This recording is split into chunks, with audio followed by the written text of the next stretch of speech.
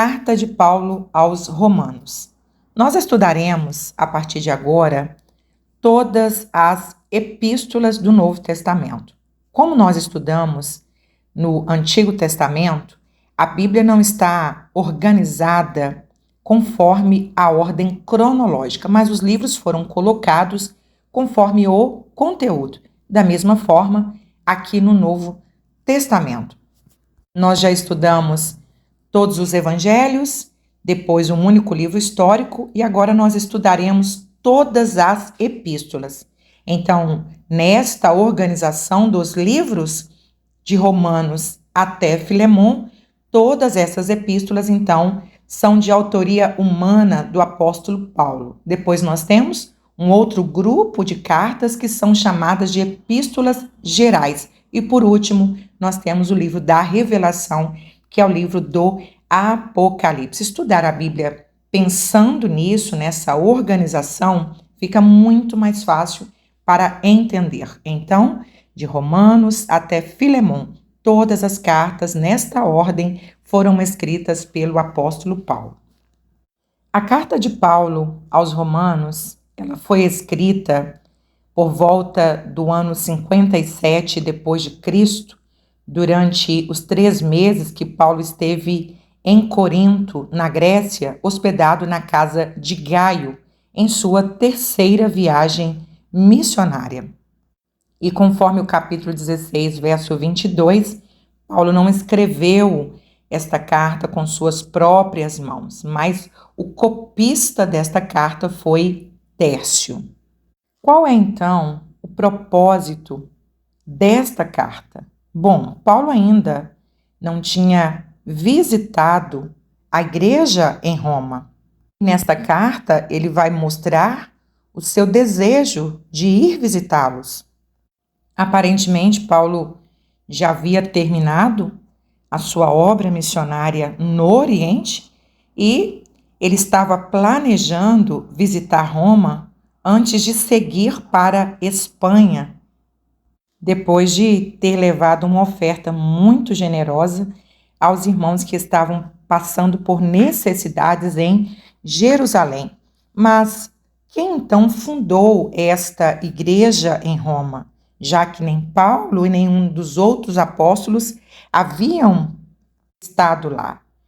A igreja cristã romana era formada principalmente por judeus, mas também com um grande número de gentios, pessoas que se converteram no dia de Pentecostes, conforme o capítulo 2, verso de número 10 do livro de Atos.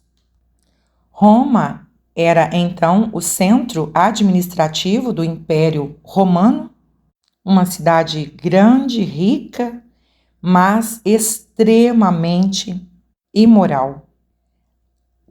Os grandes historiadores dizem que Roma não foi destruída porque se levantou um império mais forte, mais poderoso. Roma foi destruída pela sua própria imoralidade.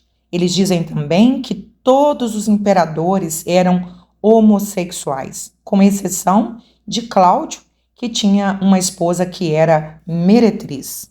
E nesse contexto de muita corrupção moral, política, o evangelho chega trazendo transformação.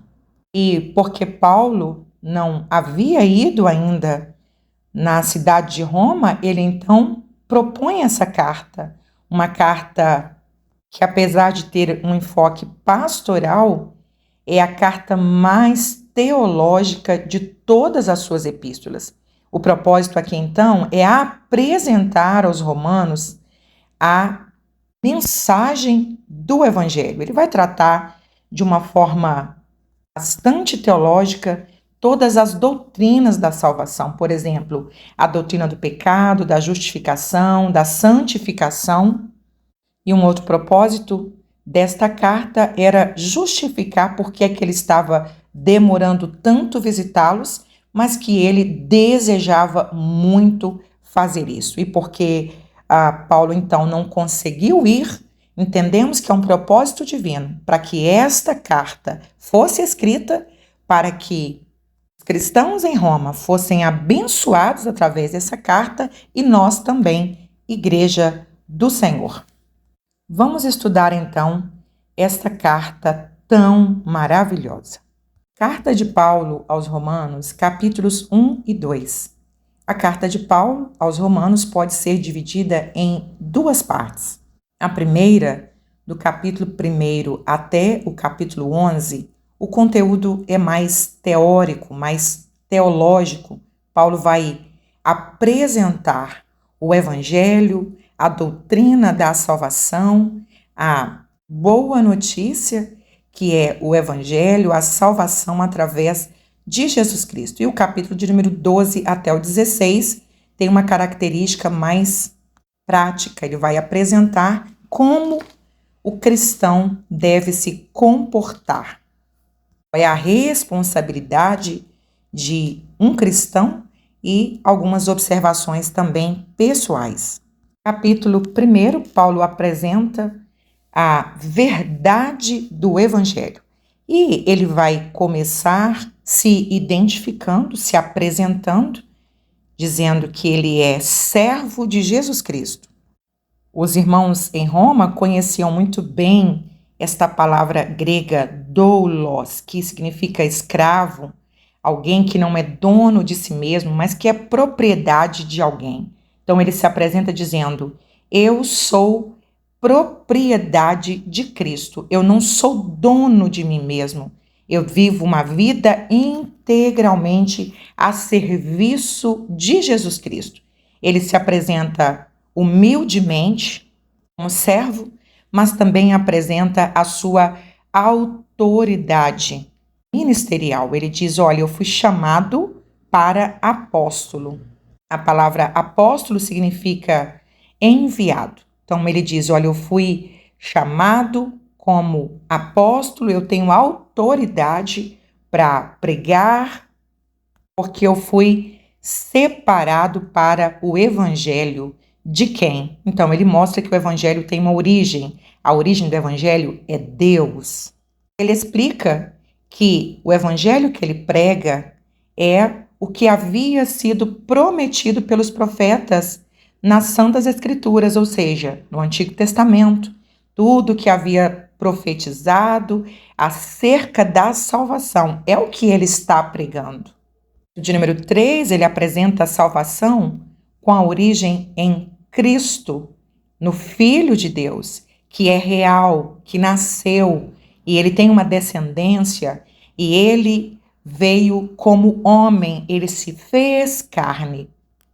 E no verso de número 4, ele mostra que o evangelho é Jesus Cristo. Não existe evangelho sem Jesus Cristo, sem o verbo que se fez carne, e não existe evangelho sem ressurreição, conforme a sua primeira carta aos Coríntios, no capítulo de número 15. De número 5, ele resume que o evangelho é o anúncio desta boa notícia, a salvação por meio da graça, não por mérito humano, mas apesar de não ser por obra humana, o salvo, aquele que já recebeu a graça, ele torna-se obediente na fé. De número 6, o evangelho, ele é universal. Esse alcance é para todo aquele que crê em Jesus. Verso de número 11 ao versículo de número 13, ele mostra que por várias vezes ele desejou visitá-los, mas verso de número 13, até agora tenho sido impedido.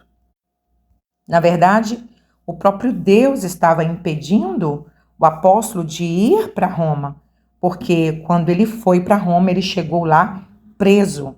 Enquanto ele escrevia a carta, ele entendia que ainda não era o tempo do Senhor. Verso de número 16, Paulo apresenta a eficácia do evangelho, que ele define sendo poder de Deus. A palavra poder aqui, dinamis, de onde vem a nossa palavra dinamite, evangelho, a boa notícia, as boas novas, é poder de Deus para salvação de todo aquele que crê, primeiro do judeu e também do grego, ou seja, no evangelho não há acepção de pessoas. Verso 17 é o texto que Lutero leu e teve a sua vida transformada ao entender, por meio do Evangelho, a justiça de Deus e que através de Jesus Cristo, o justo, o homem, quando se arrepende, ele é justificado. E a palavra justificação é sermos declarados justos, mesmo sendo pecadores. Ser justificado é muito mais que ser perdoado. É nos tornar isentos da culpa do pecado. Porque, na verdade, Deus pegou a dívida que era contra nós e colocou essa dívida na conta de Jesus e ainda deu um crédito na nossa conta. Você está justificado, ou seja, não deve mais nada. Ninguém recebe a salvação por mérito ou por obras. É totalmente pela graça de Jesus. Ele pagou a dívida que era contra nós. Versos 19 e 20, Paulo explica que Deus se revelou, ele se deixou ser conhecido através das coisas criadas e, portanto, ninguém se tornará indesculpável diante de Deus. E em seguida, Paulo passa a retratar a realidade de Roma e também a nossa realidade dessa geração atual. Ele mostra claramente como acontece a decadência do ser humano em direção ao pecado. As pessoas começam rejeitando a Deus, depois elas passam a criar um Deus conforme os seus prazeres.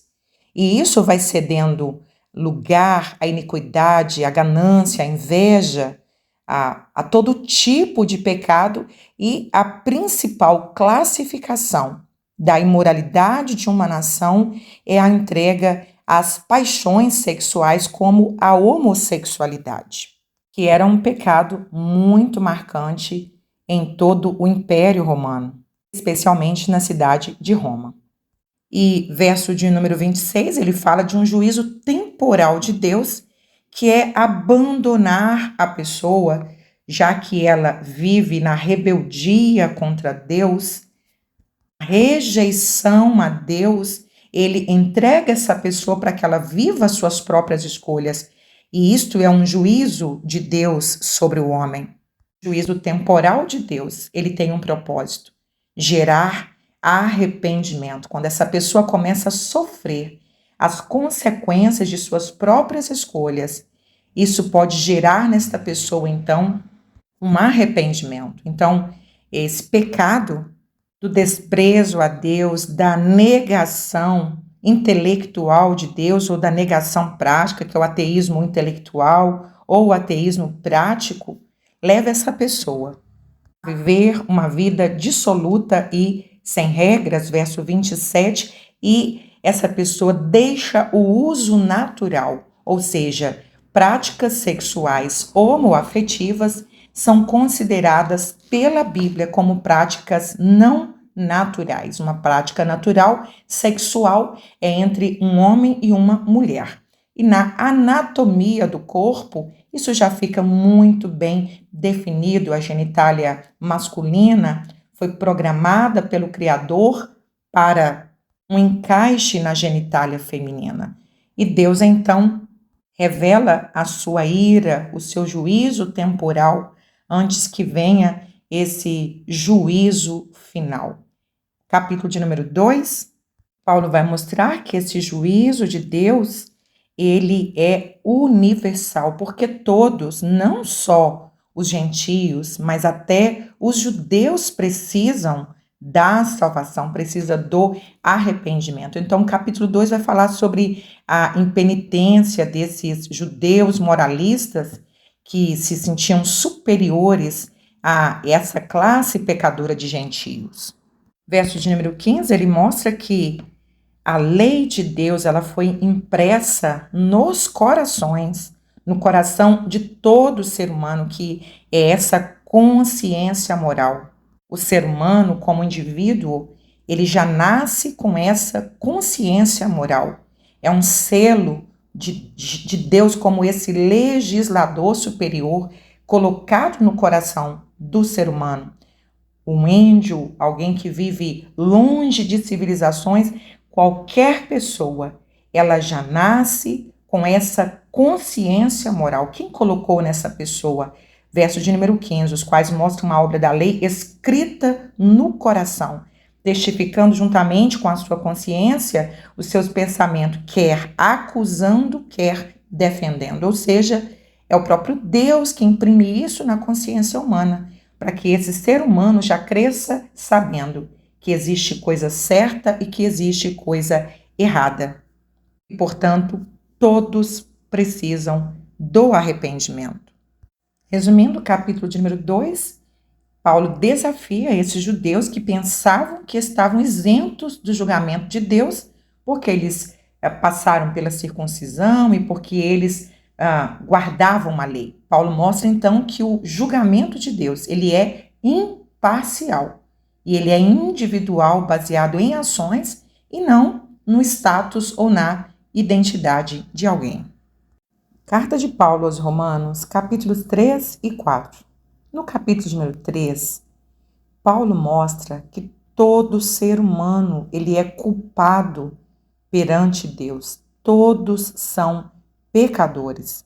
Sejam gentios, judeus, filantropos, religiosos, todos pecaram e precisam de se arrepender para ser salvo. No capítulo 3, ele começa mostrando a objeção que alguns judeus apresentavam com relação à vantagem de serem o povo escolhido de Deus. E Paulo, então, argumenta que eles não têm vantagem nenhuma sobre os gentios quando o assunto é pecado ou culpa. Mas ele apresenta algumas vantagens, verso de número 2, muita em toda maneira, porque primeiramente a palavra de Deus lhe foram confiadas, ou seja, Israel foi o povo que Deus escolheu para que através do qual o Messias viesse ao mundo. Eles também tiveram o privilégio de receber as leis de Deus, mas no quesito pecado, todos eram pecadores. Quantas pessoas hoje não entendem a mensagem do Evangelho porque elas não se sentem culpadas do pecado. Alguns chegam a dizer: eu nunca matei, eu nunca roubei, eu sou uma pessoa boa, faço caridade, mas, verso de número 10, como está escrito, não há um justo, nenhum sequer. Verso 12, todos se extraviaram e juntamente se fizeram inúteis, não há quem faça o bem, nem há nenhum só. A salvação, ela começa com um ato de humilhação, reconhecer que é pecador, reconhecer que precisa da misericórdia de Deus. Romanos 10, do verso 9 ao 13, diz que se com tua boca confessares Jesus como Senhor e em teu coração creres que Deus o ressuscitou dentre os mortos, serás salvo. Precisa haver uma confissão, um reconhecimento. É preciso haver arrependimento. Paulo explica, verso de número 20, então, qual é a validade da lei, já que a lei não pode justificar. Então ele diz, porque pela lei vem o conhecimento do pecado. A lei apenas aponta o pecado, como, por exemplo, uma ressonância magnética, que mostra um problema interno no corpo de um ser humano, apenas apresenta o problema, mas uma ressonância não resolve o problema. Um prumo, ele apresenta um problema de uma parede que não está bem alinhada, mas um prumo não resolve o problema dessa parede. A lei apenas aponta o problema, mas a solução do problema, a salvação, é através de Jesus.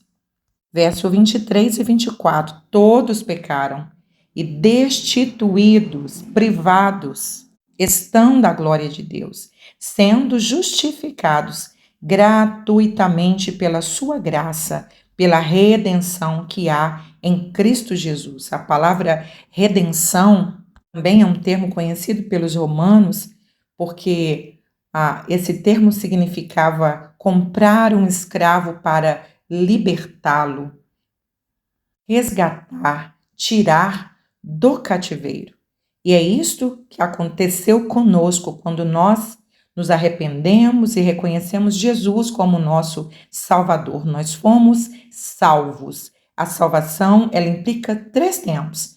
Eu fui salva do quê? Da condenação do pecado. E, por meio da justificação, nós fomos regenerados. No tempo presente, eu estou sendo salva do quê? Do poder do pecado. Isso através do Espírito Santo que nos promove a santificação. E no futuro, estaremos para sempre salvos do quê? Da presença do pecado. Isso só será possível mediante ao novo corpo que receberemos, que é através da glorificação. Verso de número 28, Paulo diz: concluímos, pois, que o homem é justificado pela fé, sem as obras da lei. No capítulo de número 4, Paulo vai citar alguém que eles vão entender porque eles sentiam orgulho de serem chamados filhos de Abraão. E o apóstolo Paulo vai mostrar, então, que até ele, que é o pai de todos nós, não só dos judeus, mas dos gentios, ele também não foi salvo por causa das obras, e ele foi salvo por causa da sua fé, ele foi justificado pela fé. Verso de número 3, pois que diz a Escritura, creu Abraão em Deus, e isso lhe foi imputado como justiça, ele foi justificado porque creu, ele foi justificado pela fé e não pelas obras, porque quando ele foi justificado, ele ainda nem havia passado pela circuncisão, ele ainda nem havia recebido a lei de Moisés. Então, Abraão é o exemplo de que mesmo na primeira aliança, na antiga aliança, todo ser humano só pode ser salvo através da fé. Porém, na primeira aliança, a fé que eles tinham era no Messias que ainda viria, chegaria. E na nova aliança, a fé é no Cristo que já veio. Portanto, só podemos ser justificados pela fé. Quantas pessoas ainda hoje, por não conhecerem o Evangelho, a palavra de Deus, elas vivem de pagar penitências, fazer caridade, algumas se automutilam porque acreditam que poderá ser salvo por suas obras. Paulo então enfatiza que a justificação é um ato totalmente da graça de Deus e não algo que nós podemos alcançar com os nossos próprios esforços. E isso nos mostra a bondade e a misericórdia de Deus. Através da sua graça, desse favor não merecido, o Senhor nos dá o direito de vida eterna, mesmo que nós não merecemos. Carta de Paulo aos Romanos, capítulo 5 e 6. Capítulo 5 mostra quais são os benefícios da salvação. Primeiro efeito da salvação, verso 1. Justificados, pois, mediante a fé, temos paz com Deus. Quando estudamos Gênesis capítulo 3, nós explicamos que o pecado separou o homem de Deus. Deus não tinha mais um relacionamento com o homem como ele tinha antes do pecado. Mas a promessa de Gênesis 3 e 15 é que através da semente da mulher o Senhor iria unir o homem de volta a Deus. Então, primeiro benefício da salvação, as duas partes que estavam bloqueadas, separadas, através de Jesus, o homem volta a ter um relacionamento com Deus. Então, Jesus é essa ponte que une o homem de volta a Deus. Verso de número 3, há também o benefício da paz em meio às tempestades, e isso é um fruto do Espírito Santo em nós. Quando nós estamos vivendo o centro da vontade de Deus, num relacionamento de intimidade com Jesus, sentimos paz, mesmo diante das adversidades, entendendo que estamos sendo guiados por Deus. Verso de número 5 mostra-nos como a Trindade, o Pai, o Filho e o Espírito Santo estão envolvidos no plano de salvação. O Pai nos amou tanto que enviou Jesus, o seu Filho. O Pai e o Filho enviaram o Espírito Santo para encher a nossa vida de amor e nos capacitar para viver pelo seu poder. E Jesus, ele executou o plano de salvação ao morrer por nós na cruz do Calvário. Verso de número 10, porque se nós, quando inimigos, fomos reconciliados com Deus, mediante a morte do seu Filho, muito mais, estando já reconciliados, seremos salvos pela sua vida. Terceiro aspecto dessa paz é a certeza de uma vida eterna com Jesus. Capítulo de número 6 mostra um outro aspecto da salvação. Lembrando que a salvação, ela implica 3 tempos: tempo passado, presente e futuro. No passado, fomos salvos da condenação do pecado. No presente, estamos sendo salvos do poder, do domínio do pecado. E no futuro, seremos salvos para sempre da presença do pecado por meio da glorificação. E aqui está claro sobre como isso acontece na vida de um ser humano. Como ele pode se tornar livre do poder, do domínio do pecado. Verso de número 11, considerai-vos mortos para o pecado, mas vivos para Deus em Cristo Jesus. Verso 12, não reine, portanto, o pecado no vosso corpo mortal, de maneira que obedeçais às suas paixões. Então é preciso morrer para o mundo. E nesse processo de morte espiritual, quando o homem morre para o mundo, existe o ato simbólico do batismo, verso de número 4. Então, quando um homem morre para o mundo, ele é sepultado, assim como o ser humano, quando morre, ele é enterrado. O batismo é o símbolo desse sepultamento desse velho homem, porque fomos sepultados com ele na morte pelo batismo para que, como Cristo foi ressuscitado dentre os mortos pela glória do Pai, assim também andemos nós em novidade de vida. Primeiro, morrer para o mundo, ser sepultado e nascer de novo em Cristo Jesus.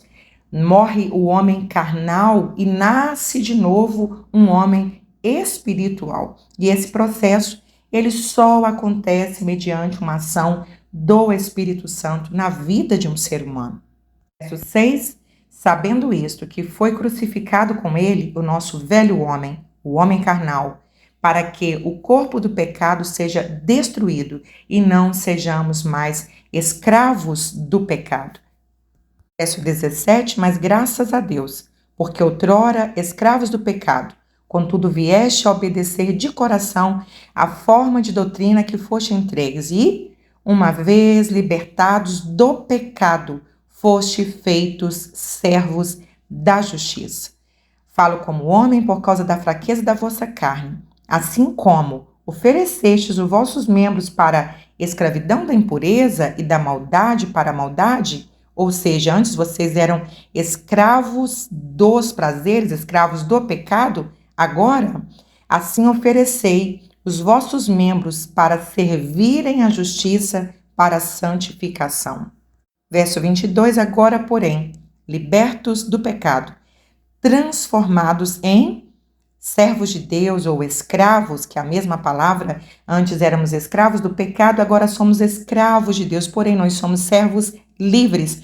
Tendes o vosso fruto para santificação e, por fim, a vida eterna. Qual é a evidência de que alguém não é mais escravo do pecado? A santificação.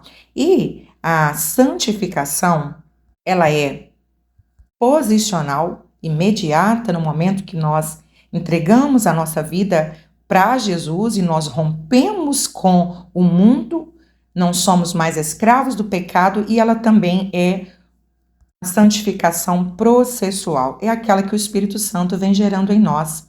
Hoje estamos melhores que ontem e amanhã estaremos melhor que hoje. Somente o Espírito Santo em nós nos torna santos. A palavra santo significa separado.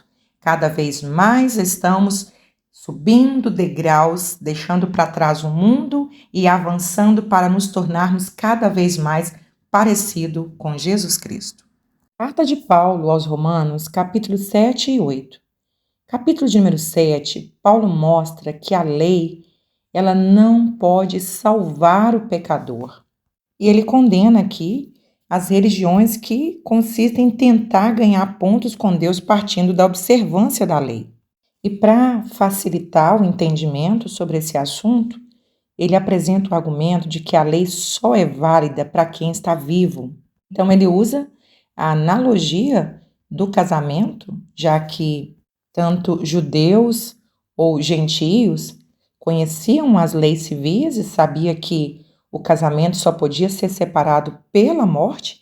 Então aqui ele ilustra que assim como um casamento é vitalício, mas quando um dos cônjuges morre, o outro fica livre para casar de novo, e aqui não é uma doutrina sobre um novo casamento para divorciados, é apenas uma ilustração para facilitar o entendimento sobre as questões da lei. Verso de número 2. A mulher casada está ligada pela lei ao marido enquanto ele vive, mas se o mesmo morrer, desobrigada ficará da lei conjugal. Assim, verso de número 4, meus irmãos, também vós morrestes relativamente à lei por meio do corpo de Cristo, para pertencerdes a outro. Ou seja, assim como uma mulher que o marido morre e ela fica livre da lei, ela pode se casar com outro, Paulo está dizendo que os cristãos também estão mortos para a lei, por isso eles estão livres para se casar com Deus e para dar fruto com ele. A partir do verso 14, lemos sobre o processo do crescimento da santificação depois da conversão. A guerra entre a lei de Deus e a natureza pecaminosa, ela continua. A mente querendo obedecer à lei de Deus, mas a carne continua desejando o pecado. Verso de número 22, porque no tocante ao homem interior, eu tenho prazer na lei de Deus. Mas vejo, verso 23, nos meus membros, outra lei, que está guerreando contra a lei da minha mente, me faz prisioneiro da lei do pecado que está nos meus ombros. Verso 24, miserável homem que sou, quem me livrará do corpo dessa morte? Há uma tradição judaica que diz que quando um homem cometia um assassinato, como punição, ele deveria andar pela cidade com o corpo do defunto amarrado ao seu próprio corpo. Paulo parece estar usando essa figura para dizer: eu já crucifiquei a minha carne, mas eu preciso ainda carregá-la, miserável homem que sou. É por isso que Jesus nos alertou tanto sobre orar e vigiar para não cair em tentação. Na verdade, disse Jesus, o espírito está pronto, mas a carne é fraca. Satanás não desistirá de tentar fazer voltar atrás a nossa vida de pecados. Mas lembremos, capítulo de número 8, verso 1. Portanto, agora nenhuma condenação há para os que estão em Cristo Jesus, que não andam segundo a carne, mas segundo o Espírito. O ser humano é composto de corpo, alma e espírito. O nosso espírito que veio de Deus, ele sempre vai desejar as coisas de Deus, como no versículo 22 do capítulo de número 7. Mas a nossa carne, como veio do pó, ela sempre vai se inclinar para aquilo que é da terra. Mas a verdade está no versículo 1 do capítulo 8. Nós não andamos mais segundo a nossa carne. Agora nós somos guiados pela nossa parte espiritual, pelo nosso homem espiritual, através do Espírito Santo que habita em nós. Nós temos força contra o pecado. E lembremos também no capítulo 6 que nós não somos mais escravos do pecado. A santificação é uma ação progressiva. do Espírito Santo em nós. De número 9, vós, porém, não estáis na carne, mas no Espírito, se de fato o Espírito de Deus habita em vós. Os versos 12 ao 15, o texto mostra como nós nos tornamos filhos de Deus, e 16 e 17 mostra os benefícios desta filiação. Quando nós morremos para o mundo e nascemos de novo em Cristo Jesus, nós somos gerados pelo Espírito Santo e nos tornamos filhos de Deus.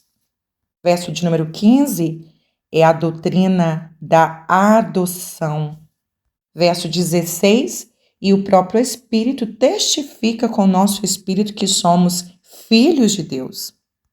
E o que acontece com uma criança quando ela é adotada por uma família? Após a adoção e todos os registros legais, esta criança ela passa a ter os mesmos direitos da família biológica. Ela passa a ter direito da herança daquela família. Verso 17, se somos filhos, somos também herdeiros, herdeiros de Deus e co-herdeiros com Cristo.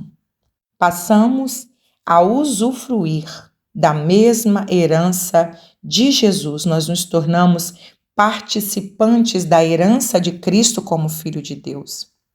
Um outro benefício nessa adoção, nesse novo nascimento, é sermos assistidos pelo Espírito Santo. Verso 26, também o Espírito semelhantemente nos assiste em nossa fraqueza, porque não sabemos orar como convém, mas o Espírito intercede por nós sobremaneira com gemidos inexprimíveis.